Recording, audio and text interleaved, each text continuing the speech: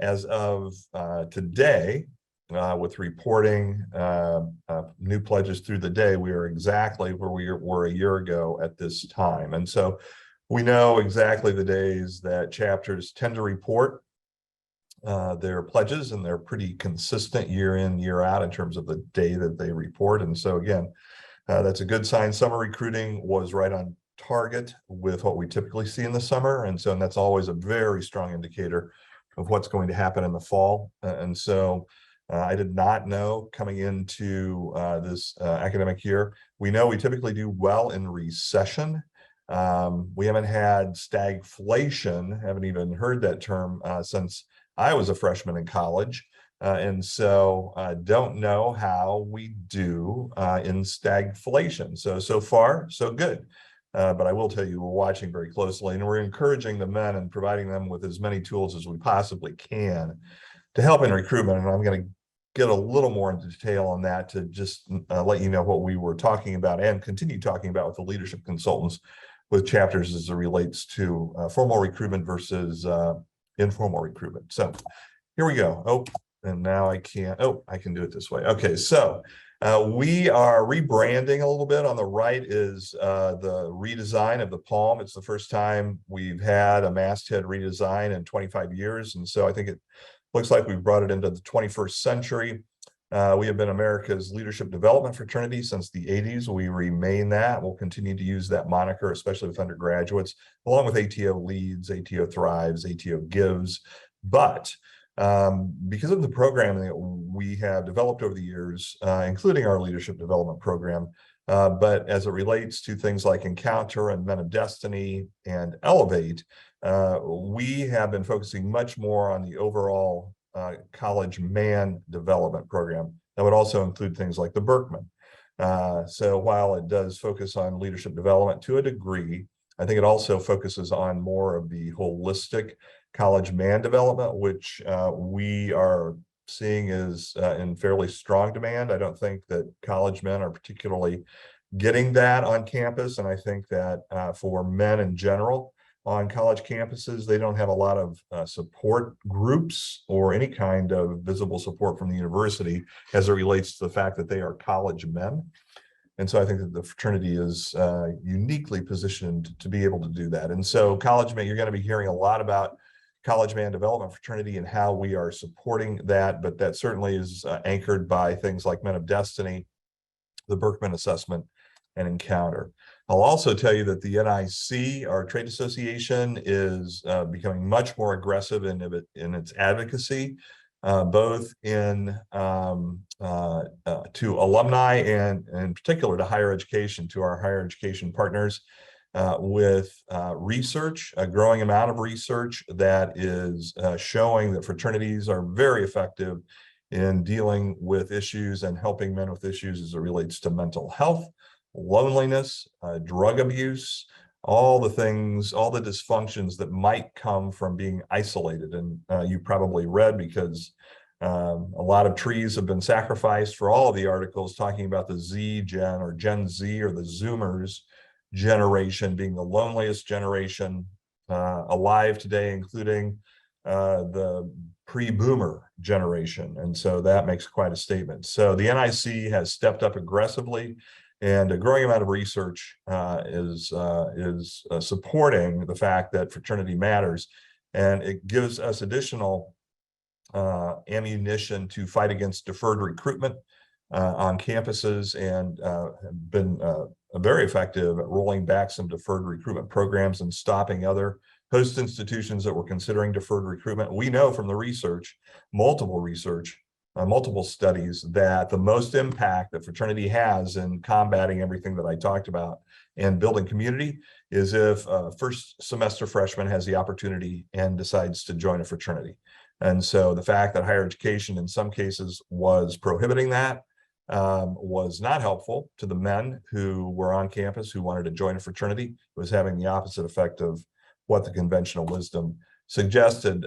We have an entire page on the website about research, so you can go to the homepage and then look at benefits of membership. It's a big box on the homepage, and you click that, it will take you to the page on the left here which goes through all the research programs. And then at the very bottom is a link to the Gallup study that you've probably heard about. We've been talking about it for about a year now. It's a year-old study, but has some remarkable information in it as relates to the benefit of fraternity for a lifetime, right? So this Gallup study really focused on alumni who had graduated 1 year prior all the way to 18 years prior. And the difference between affiliated and unaffiliated alumni, dramatic.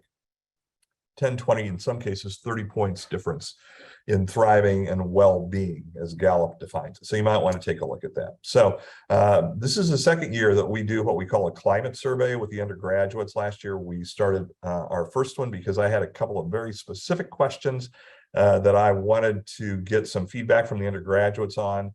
The most prevalent one was I wanted to know how they felt about the importance of single sex, the fact that ATO is male only. I wanted to know if undergraduates thought that that was important to them. I know the board of directors has said that is extraordinarily important. I have always operated from the fact that I think that that's a hill to die on, but had no idea really, other than anecdotally, what the undergraduates thought. So last year we did the first climate survey, and then we added a whole bunch of other questions that we were interested in, and we repeated it, added some questions this year. In the climate survey, this went to undergraduate initiated men only. We got about 900 plus, almost 1,000 responses back, which is a very strong, it's a statistically significant sample, and it represents every region of the country. So it's also regionally statistically significant. So I'm going to share a little bit, not the entire one, just some of the things that I thought would be of interest. So I feel like my campus experiences are developing me as a college man. Dark blue is always strongly agree. The dark orange is always strongly disagree. You can follow in between of those. So strongly agree, 39%, that the campus experience is developing. But then we ask, I feel like my ATO experiences are developing me as a college man. You can see the difference and strongly agree. So clearly, they are already feeling like their chapter experience is developing them as college men. One thing that we asked, we wanted to know, do they feel like they have freedom to speak in their chapter? Can they speak freely about the issues that they want to talk about in their chapter? You can see, again, dark blue is strongly agree, orange is strongly disagree, and the circle is the average score. The bar on the left is last year, the bar on the right is this year. We think it's probably somewhat COVID related that it's so much stronger this year because more men are on campus in their chapter houses, whatnot. So again, that's very good. We asked the same question on, do they have the freedom to speak on campus? The numbers were lower. I didn't include that graph, but they certainly feel more free to speak in their chapter. Change over time, ATO single gender status matters. So this is the question that I just talked about. And so last year, which is the bar on the left, we said, do you agree that it matters? So you can see strongly agree 43%. We can see this year it went up dramatically, 55 to 43. And it went, neither agree nor disagree went down 8 points. And that's where it picked up this year. So undergraduates are telling us, yes, it matters very much, which was reassuring to me. Just wanted to make sure, because these are discussions that we're having more and more, and we're having to defend, and probably will have to more strongly defend as we move into this brave new world of woke, with our ability to defend single sex. Now, we have won, and when I say we, I mean the NIC, have won lawsuits at Harvard and Yale defending the experience altogether. That was Harvard, and then the single gender experience at Yale. Why? We asked, why is single gender experience so important? And so you can see this is ranking from the most strongly agreed with, deep friendship, all the way down to the least agreed with. So, and you can read for yourself, deep friendship, social bonds, growth, and you can see how we define each of these. So we gave them a bunch of words, many with definitions, and they could choose as many as they wanted to. And so you can see each one of these, the explanations provide more insight into what they're actually saying when they pick something like growth. or unconstrained environment. This is where we're talking about they can speak freely in the chapter. Open communication, safety, healthy masculinity, and tradition. One of the things that we wanted to help the undergraduates do is be able to defend on their own when someone gives them a hard time about, frat life, or you're just a bunch of guys that are just hanging out and partying. It's like, no, single gender experience is important. Why? Well, just because, we like to hang. Well, that's a perfectly fine, fine, great. It's a free country. You can hang. Nothing wrong with that. But what we said is, you know what? It would be helpful if you could put some words to, we just want to hang. And so we're reinforcing basically what they're telling us. And hopefully this will help them when they get challenged to why, why it's important for fraternity on college campuses. Okay, so this is another interesting, we just asked this year, fascinating, chapter perceptions supporting my chapter. Okay, so what we said is, how do you think the groups on the left think of you, right? We didn't ask them what they knew they thought. It's like, what's your perception of how the following groups think of you, right? So again, blue is strong, gray is have no idea, orange is they don't like us. And so you can see the top one, they think, the chapter thinks that their chapter's signature event beneficiary organization has the highest opinion of them. They don't know that, that's what they think. Then your chapter's alumni, they like you guys a lot. Then the average Greek woman, well, no surprise there. Then I'm proud to say the National Fraternity. I think that's a pretty good spot for us. I don't think other national fraternities probably rank so highly. So I think that's good. That's good for us. That felt good. The campus fraternity sorority advisor, the local community in general, the university president. You can see these I don't knows are getting bigger here, right? The dean of students. This is fascinating. This is an opportunity for them to perhaps reach out to the dean of students and say, hey, would you like to have lunch or come over and say hello, or can we come over and say hello? I think that's an opportunity there. The average non-Greek woman, and then look at this, the average non-Greek man. So again, this is what the chapter thinks that the average non-Greek man thinks about them, right? So they don't know, but they don't like them very much, right? Kind of thing. Here's the dirty little secret. So Fired Up did a survey of unaffiliated graduating college seniors and said, if you could join a fraternity, go back and join a fraternity, would you? 75% said yes. So these are unaffiliated graduating senior college men, said yes. And then they asked, why didn't you join? And the number one answer was, we weren't asked. And so we shared this data with the presidents at Congress. And this in particular right here is why one reason we're pushing informal rush hard, because there's a huge pool of men that will not go through formal rush. They don't know about it, or it's too expensive, or they don't want to go through the hassle, or they think it's too stereotypical fratty. For whatever reason, doesn't matter, but there's a huge number of men on campus that, if asked, would join. So this is one reason that we're pushing informal rush. So this is the first year we wanted to approach the trans issue. This issue is not going to go away, and given the number of junior high girls that I'm reading are transitioning, and then 90% are transitioning back at some point. But nevertheless, I think this is an issue that's probably going to only grow in the next several years. And so we wanted to know, what do you think? We didn't give any kind of preface. We didn't say, this could jeopardize our single sex status. Lawyers tell us we need to be really careful with this to preserve our single sex status. We didn't say any of that. We just said, what do you think?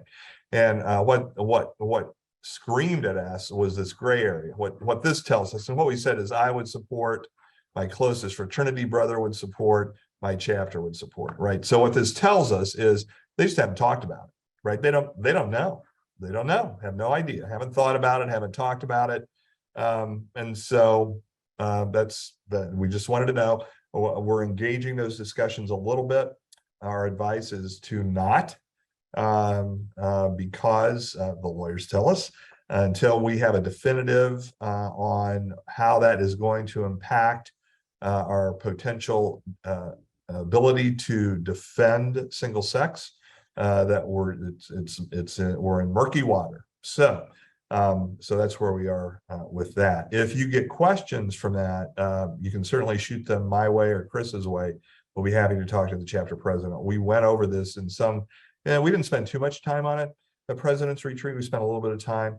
But I know that this is going to be an issue, if it has not already been, for a growing number of ATO chapters. We also asked this question at chapter presidents at Congress and got some good feedback as well. Okay, so moving into health and safety.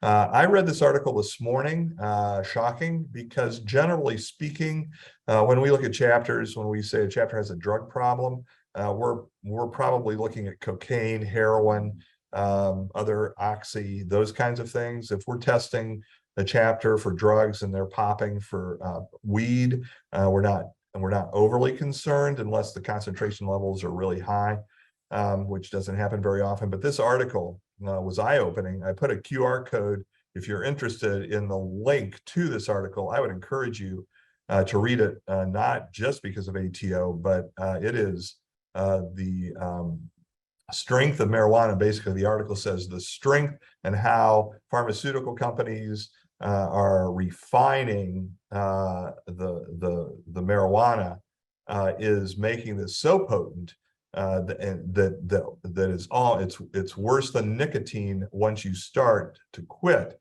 and long-term usage creates all kinds of problems. So anyway, I just encourage you to take a look at that if you're interested in that. Okay, so health and safety. You hopefully seen the brochure on the right, a video that all pledges must watch as part of the community.edu, which was formerly Greek Life EDU, alcohol, hazing, sexual assault program. They see my smiling face talking to them about these issues, but also talking to them about the fact that as an adult, if they're 18, they're an adult and they have agency, which means they're responsible. They can make their own choices. They're old enough to make their own choices and be responsible for those own choices. We also I talk in depth about hazing and put up the hazing hotline number. This is a program run by a law firm in Ohio, fraternal law. So fraternity law is their niche, defending fraternity actually.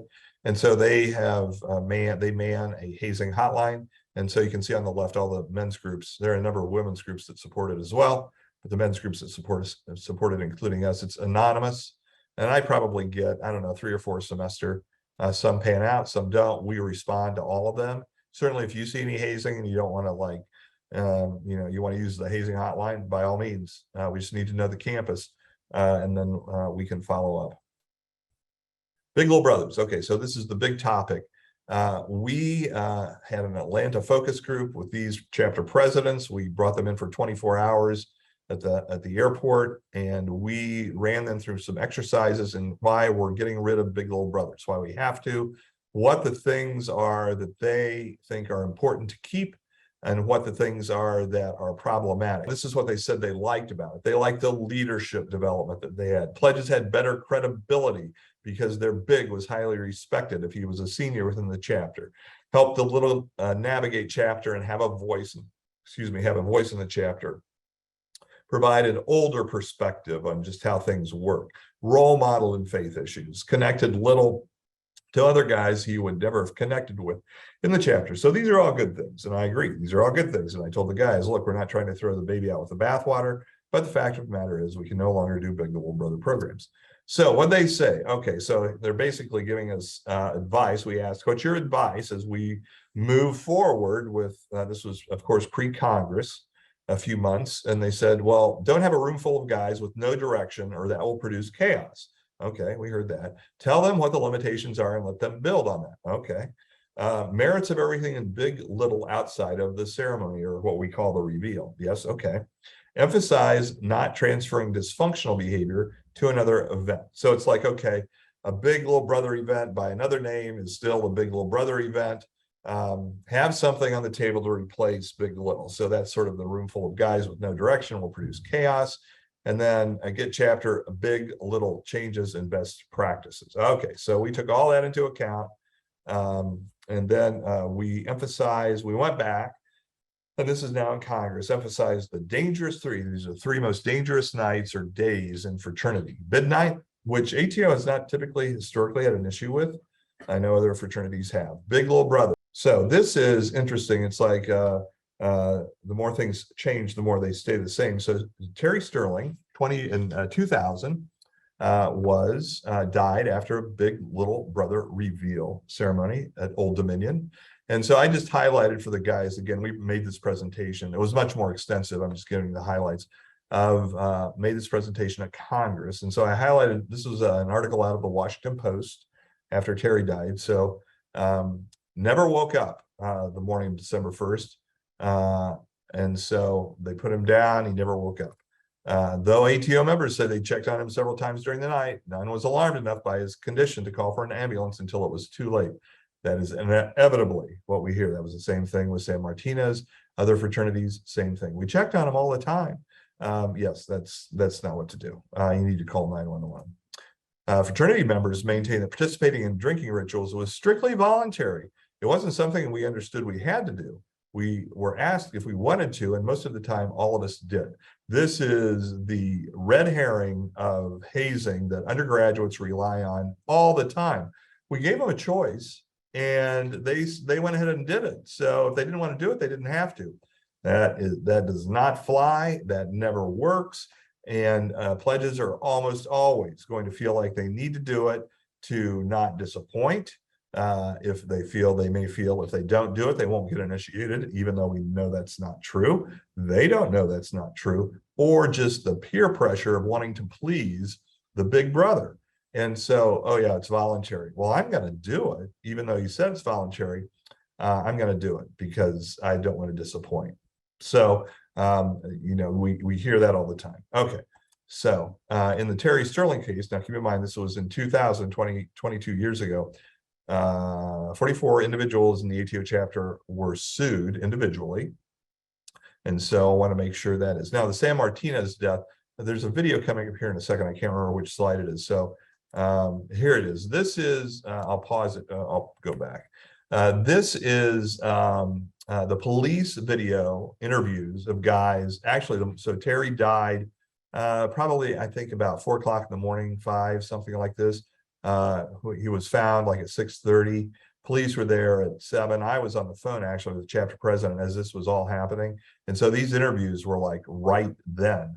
And so this is a story that KING, Seattle affiliate, did recently. They got the police interviews. And so I just wanted to play this because I think it's good. Simply drunk, so I took my room. We can hear it. Put pillows in his head and the trash can there. This is an upperclassman explaining what happened. The hours leading up to this chaotic morning in 2019, paramedics and police arrived at the Alpha Tau Omega, or ATO house, to find freshman Sam Martinez unresponsive inside, just 3 months into his college career. The night before, ATO held its annual Big Little event, where pledges find out the identity of their big brothers. The ritual includes upperclassmen giving their family drink to their little brothers. That was a big little night. He was one of my littles. I had 2 littles and another guy, and I had a half gallon. Sam's big brother tells police the half-gallon was spiced rum, the equivalent of 40 shots to share between Sam and another pledge. Approximately 6 hours later, Sam was dead in the basement of the fraternity from acute alcohol poisoning. Fast asleep, I thought he was sleeping, wake up, but it's always growing. How could that still be happening in 2019 or 2022? Jolene Houts is Sam's mother. Just a ridiculous cycle. And why would you repeat past mistakes when you know it's not working? When were they going to take it seriously? Yeah, It's tough. The K-5 investigators reviewed nearly 35 hours of former police interviews. They showed that fraternity members weren't taking hazing seriously because they didn't appear to understand the concept. I never once forced him to drink. Over and over, pledges and members told police the night Sam died, no one was forced to drink. Sharing the family drink was for bonding, not hazing. I think it's just a tradition. Like usually your big brother buys you a bunch of alcohol. And then you have the option if you want to drink it or not. You don't have to finish the bottle. They're not forced to drink it. It's all your own will. It's what you want to drink. They're not forced to drink it. But force has nothing to do with it. According to state law, hazing includes any activity expected of someone joining a group likely to cause a risk of harm, regardless of the person's willingness to participate. It's not mandatory, but like it's like encouraged. Some of the pledges said it was expected to finish the bottle, but they still didn't consider that hazing. We were supposed to finish the bottle. So your thought process was, is they bought it for us, so we need to drink it all. Yeah.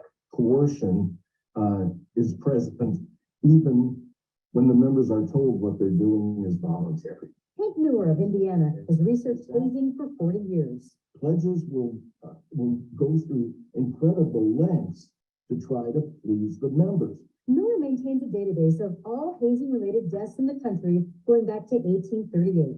He's recorded 280 lives lost. 16 young men died after Big Little Nights, just like San Martinez, where big brothers give the gift of alcohol. This idea of giving something is part of this idea why it's not voluntary, because I have to give you something back. In this case, it sounds like drink the bottle. Consume the whole bottle and do it fast. They had to clean the floor with toothbrushes, like while they shut off all the lights in the pitch black room, and they're like slammed on the ground for them to clean up. The police interviews reveal, while they didn't realize it, the ATO pledges were hazed multiple times before the Big Little Night, including freshmen like Sam made to clean on their hands and knees in the dark. We had to clean the party floor with toothbrushes. It just said that we had to use toothbrushes, but like, it wasn't that bad. How did that stuff make you feel? Did it make you feel good that somebody else's puke, somebody else's drunken mess? How did that make you feel? Well, all the classes above me who have had to do the same exact thing every single week, like, and some of them have had to do way worse. Police records show more examples of hazing, punishments like eating onions, drinking an unknown mixture with hot sauce, and physical tasks. One pledge described the upperclassmen's thinking process. Oh man, I can make them do anything. I can make them push-ups. I can make them do a wall sit. I can make them do jumping jacks and sing the national anthem like 3 times in a row. Because we did that. I know everybody's like, oh, hazing's so bad. But like, I would not consider that hazing. I would just consider that like, he's drunk, he's telling us to do something stupid, and we did it. Being willing to do something that is going to be potentially harmful to you, that's what hazing is. Pullman Police Chief Gary Jenkins is an outspoken advocate for ending the culture of hazing. Even when everyone involved thinks it's harmless, experts say any type of hazing is dangerous. You can't predict the outcome, like triggering a past trauma for someone. Certain guys would get broken down, and then other guys would. And like, I've seen kids cry and just stay in the room and not come out. Yeah, I've just seen kids be broken down before, for sure. And no one at the fraternity predicted the ultimate consequence. Sam Martinez dying after a party featuring brotherhood, alcohol, and hazing. As time passes, my fear is that the thoughts of the consequences of hazing are going to pass. And maybe Sam Martinez's death causes that whole culture to change. So we're playing that. That video was played at Congress as part of our Big Little Brother discussion. And we also played another FIGAM Missouri video that had interior house shots of same thing, Big Little Brother, guy died. And he didn't die, but he's blind, he can't hear, he can't talk, or he can hear, he can't talk, he's blind, he's paraplegic, and that was a Big Little Brother. And we showed some of that tape too, because they had interior cameras rolling for that. So anyway, the Martinez video is being played for all chapters as part of the consultant visit. So this is the actual first page of the lawsuit. I showed that to undergraduates. Most have never seen the first page of a lawsuit. And I wanted to emphasize the fact of who's getting sued, right? So everybody gets sued. And I really wanted to show them that, guess what? Individuals were named. The big brother who bought the alcohol was named. The pledge, the membership educator was named. Anyone who had anything to do with that big little brother night in terms of the alcohol were individually named. Those are all, many of those, I think 15 guys were charged. One or more spent some time in jail over this. So anyway, it's like, it's real, guys. You need to pay attention. Okay, so then we asked, back to the climate survey, why men say big bro experience is important. And so again, dark blue is very much strongly agree. Gray is don't know. Orange is disagree. This is interesting to me. Now, what these percentages don't say is how many men picked protect. So we gave them a bunch. Again, we gave them a bunch of words, and they could pick as many as they wanted to. The ones that picked protector strongly thought that was important. Well, what's that tell you? You don't have to figure out too much. There's a lot of hazing going on when they feel like they need to be protected. Now, I will tell you, not very many men chose that. Most men chose these: confidant, socialite, mentor, connector, and guide. Okay, these are the good things that the Big Little Brother program does. And the vast majority of men picked those, and you can see that they all felt strongly about those particular areas. So these are the areas that we're looking at as in terms of moving forward in a mentoring program that I'll get to the second. So now what? What are we going to do? So we then rolled out connector, confidant, guide, advisor, scholar. These are the things that they said were important. Okay, so these are good things that we don't want to get rid of. We can't have a Big Little Brother program anymore. We can't have something that, right, can't be too cute by half. So we're going to call it a mentoring program. Sounds a little clunky to me for undergraduates. So we're going to have what we're calling COACH is our acronym. And you can see we've had good luck with studs, and we've had good luck with the 5 vitals. So I think that we're going to, hopefully this COACH acronym gets a little sticky in terms of them remembering it. We want the coach to be the connector to the new member. We want it to be ongoing. So this isn't a reveal ceremony. For a lot of chapters, that was it, right? I mean, it was a reveal ceremony and the party around the reveal ceremony. We want the coach to be an advisor. So we want them to be a confidant to the new member. And we want the program to be honorable, and we want the individuals to act honorably throughout. So this is what we are pushing. Now, what's the point? What are the outcomes? Chris Lucas would appreciate this more than anybody, probably. What are the outcomes? Get to know the new member and the coach. So it's a two-way street for guys getting to know each other. The coach to connect the new member to campus opportunities, including personnel, academic resources, libraries, deans, making introductions, opening doors, that kind of thing. Connect to chapter opportunities, to the future.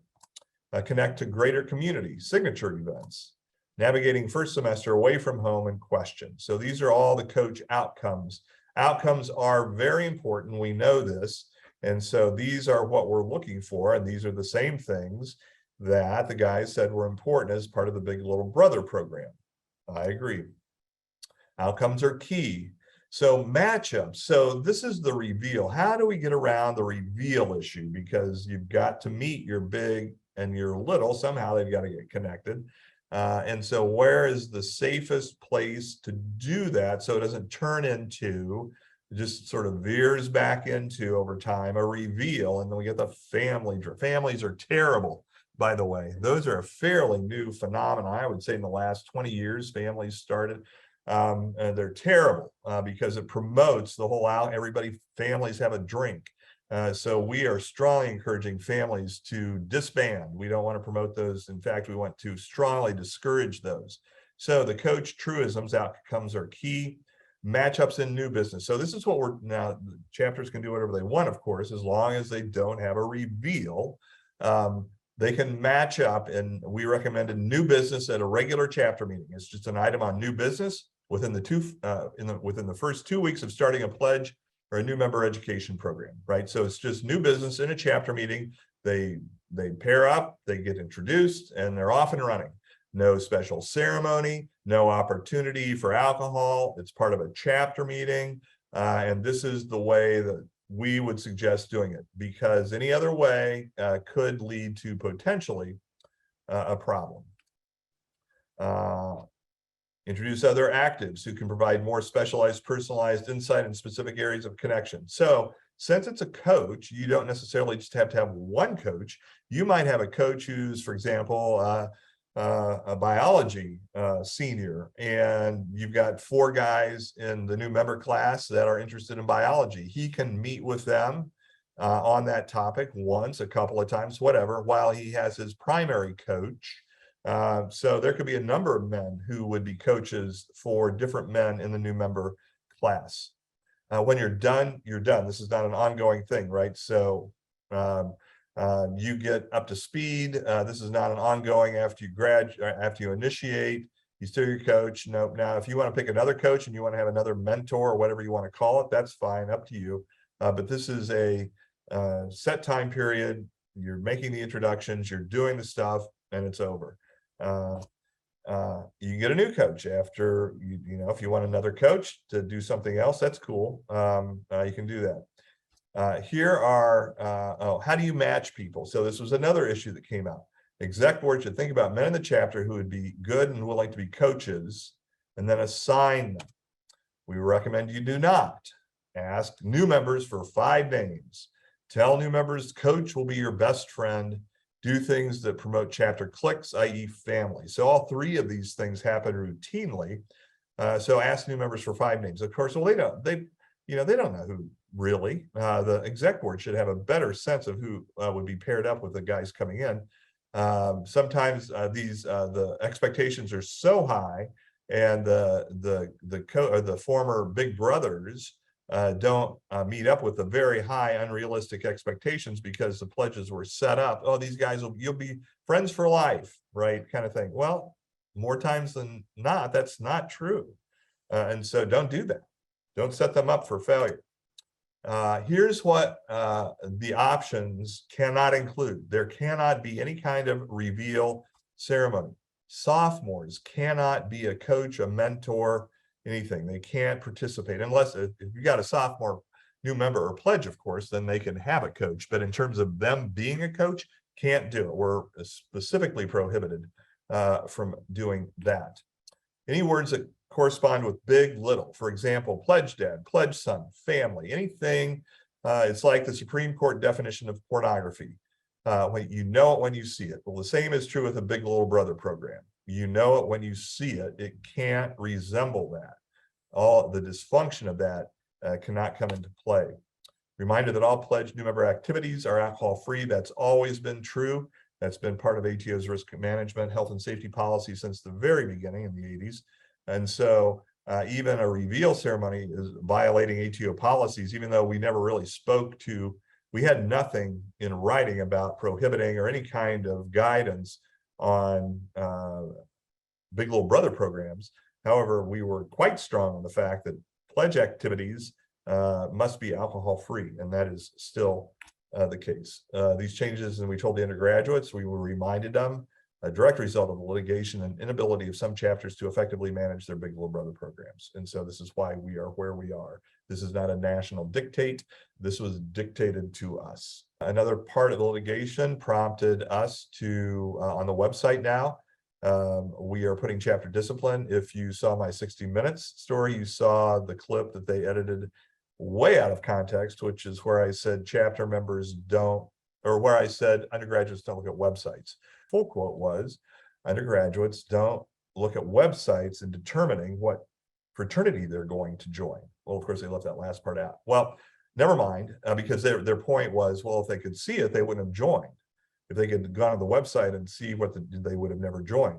I disagree with that premise in the first place, and they don't know it. Anyway, nevertheless, here we are. So chapter discipline has to go up for the length of the sanction plus 1 semester. And so whether it's the university, the national fraternity, or a combination of both issuing the sanction. So this is part of what we have up so far. Okay, so changing topics real quick. Why are men leaving your chapter? Why are they resigning? And so depending on where your little box is, hazing, the very strong hazing, number one reason guys are leaving. These are initiated members. These are not pledges. Leaving, values, leaving, belonging, they're being ignored. So they're leaving. Conflict, too much conflict in the chapter. They're leaving. Bullied, which is, I equate that with hazing, leaving. Just the experience wasn't what they expected, leaving. Substance alcohol abuse, leaving, et cetera, right? So this one, right, you can, I mean, these are all things that the guys in many cases say, well, this thing creates unity, creates bonding, creates, well, it also creates a lot of angst, and you're losing men after they initiate, creates a lot of apathy in the chapter, that kind of thing. And oops, wrong click. Okay, so a couple of other things as I wrap up here. Ongoing, so Chris has done a nice job with producing some ongoing online education that we're getting ready to roll out. So there'll be some webinars and some interactive kinds of things that Board of Trustees members can go to for ongoing education, and we'll continue to add to that. Can this presentation be used at chapter meetings to show the undergrads how important these points are? Sure, yeah. Absolutely. New BOT member here. Is there a single source document that exists that I can read and gain insights into function? And does it include these new guidelines? We did update the BOT guidebook for 2022, and I can make sure that guidebook is included. The state of Virginia recently passed Adams Law, which also bans big little constructs. Have our lawyers looked into the coach compliance with this new litigation? Yeah, I'm not familiar with the specific details of the Virginia law. I will say that a growing number of states in the ATO supports these new state laws, and we're coming behind the NIC, who's actively lobbying for them. We also have federal legislation, but I'd rather do it at the state level. There is no, so really coach is the same thing as mentor. I just didn't like the word, and I thought coach would be a little catchier, and the acronym would be a little stickier. So yes, I think the alcohol issue and hazing, those two issues and a big little, I mean, that is the problem, right? And those two combined, once you give a pledge alcohol in most states, that's, and certainly ATO land and most universities, if not all universities, that falls in the definition of hazing, even though most undergraduates would say what you heard them say. Oh, that's not, they were just drinking. Well, yep. They were underage and they were a pledge and you gave it to them. They were being hazed. Great. Then we have a thank you for hosting the webinar and keeping BOTs engaged. And another thank you. Great. Are there any other questions that we could have for y'all that I can say I don't know and let Wynn answer? Well, as you're thinking about them, I just want to say thank you. I can't say that enough. Sadly, I talk to BOT members typically when we're in a situation where the chapter has stepped in it, so to speak. And I know that that's not fun volunteer service. And I know that a lot of folks would not do what you all are so willing to do. And I very much appreciate it. I do not take it for granted. I know it certainly has its rewards. I know that the undergraduate chapter also doesn't say thank you, if ever, nearly enough. And so I just want you to know how much we all appreciate what you're doing. It makes a huge difference. We know this whole loneliness thing. And interestingly, yesterday I was part of a group that had the opportunity. The Wall Street Journal, you may have seen the article a number of months ago. The reporter wrote a story about what's happening with boys in K through, from really K through 12, but then and what's happening. And on college campuses, we have a 60-40 female male ratio, which is continuing to grow. 30 years ago, it was 50-50. So it's now done this. because a lot of boys don't feel like they can achieve or succeed in college, or they just don't want to go because they're tired of, they feel like they're getting hassled. And one of the things the headmaster at this school does, a 9 through 12 boys school, said the education system K through 12 is designed to treat boys like broken girls. And boys don't appreciate that very much. And so he was specifically talking about how, as when they have teachers come in, they're like, look, boys are fidgety.